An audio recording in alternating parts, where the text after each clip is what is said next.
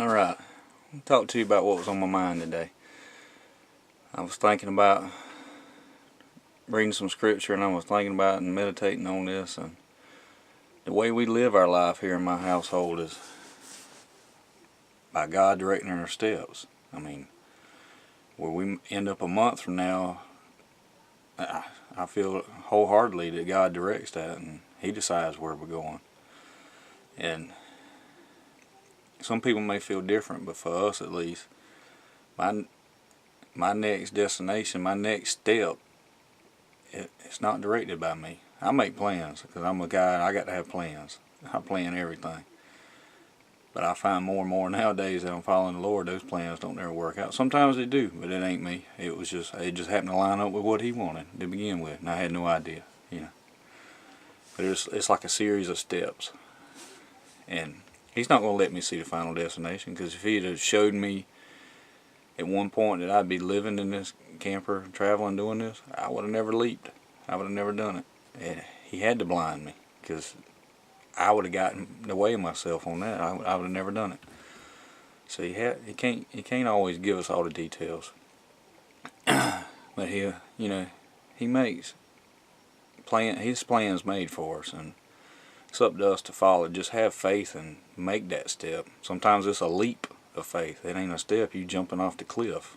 It's a big one, like selling your house and doing this. But I mean, it's nothing. Nothing the Lord can't walk you through and give you everything you need for. And there's a peace that comes with all of it. If the Lord's in it, but there's a peace with it. A good man told me that, and it's true. And Proverbs 16:9 says, "A man's heart plans his way, but the Lord directs his steps." And there's 100% truth in that. Like all the Bible, there's a truth in it. And in Psalms 37:23, "The steps of a good man are ordered by the Lord, and He delights in His way." And God does delight in our way, if we're following His plan and living and doing the things that we're supposed to be doing, living a righteous life. And there's no doubt in that. And the good thing about walking with God, He's got your hand. Sometimes you may fall, because it happens. But you ain't going to do a face plant. He's got your hand. The Lord's holding your hand. You ain't going to be going to get stitches when you fall with Him. You're going to be alright. You'll come back. You'll be right back on top before you know it, or somewhere in the middle, wherever He needs you the most. And I feel sure of that with my walk. And He makes plans, and I don't know that a year from now we're going to be doing this, what we're doing now. This may be the stepping stone to that next step. I don't know. A week from now He might reveal another step for me and say, turn and go this way. And I'll turn and go that way. Sometimes not as quick as I'm supposed to, because sometimes myself does get in the way, and I have to battle with myself to get out of His way. And He'll let you know, because when you don't follow, He's going to keep if you're in His Word and meditating with Him and fellowshipping with other Christians, He's going to find a way to keep reminding you, hey buddy, you're not doing what I asked you to do. Because He did that with me. It took a lot of for finally it got through this thick skull, but once it did, it was all good. It was a lot easier to go along with His will than to fight with His will. It was turmoil, and He'll put you in that turmoil so you'll search and find that peace. But those stepping stones,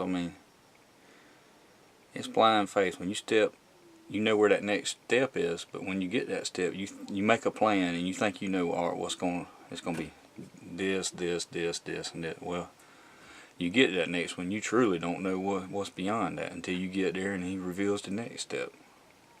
And you have to keep going. And you have to discern. There's a discernment there that He gives you. You have to discern what's your will and His will. And know that His will is even though it may not feel like the right thing sometimes, you got to trust in Him.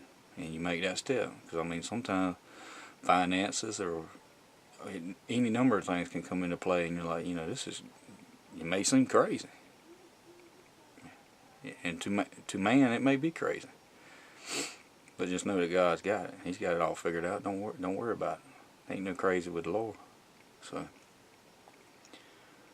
it's just he's still dealing with me, and I'm growing each day, and he's showing me other things he wants me to do that I feel like it's probably gonna be 10 years from now, but I don't know. I know it's not gonna be tomorrow, but he does the impossible too. So just no matter how it may feel to you, just listen to him. It's a small, still voice, but it never ceases. He's gonna be there. Sometimes you want answers, and he's not giving them to you, but there's a reason for that. You need to trust in that he knows what he's doing, and continue on with your walk with him, and put him in the center. Put him in the center of every decision. I mean, if you're going to change jobs, even though you need more money to support your family, or and it may benefit everybody, but put him in the center of that decision. If that job is going to be more of a ministry and less money, that might be what he wants. But I mean, if it's more money, that's fine. But don't let that be the deciding factor. Make sure it's a job that's going to make him happy and you happy. And not just with jobs, with any change you make in life, put him in the middle of it and say, how's this going to benefit my Lord, or my Lord's kingdom in the days to come? How can you see the benefit? Because he'll open your eyes.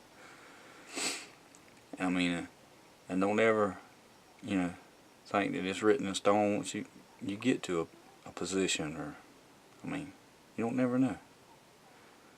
I changed careers, and I gave up one of the biggest opportunities, probably the biggest opportunity in my life, because I knew what the Lord wanted me to do, and that wasn't it. I also gave up the best job that I had actually had to do what I'm doing now. I gave up a good home that was paid for. Didn't have no worries about losing. All I had to do was pay the taxes and the insurance on it, But the Lord provided for me, and he still is, and he will tomorrow. That wasn't my house. The Lord gave me that house. That was his house. When I'm dead and gone, the land will be there, the house will be there, and so what does any of that matter? My home's in heaven with him. He's prepared my place, so I'm going to follow him through this world wherever he takes me. And I pray that you'll do the same. Thank you for listening to me ramble.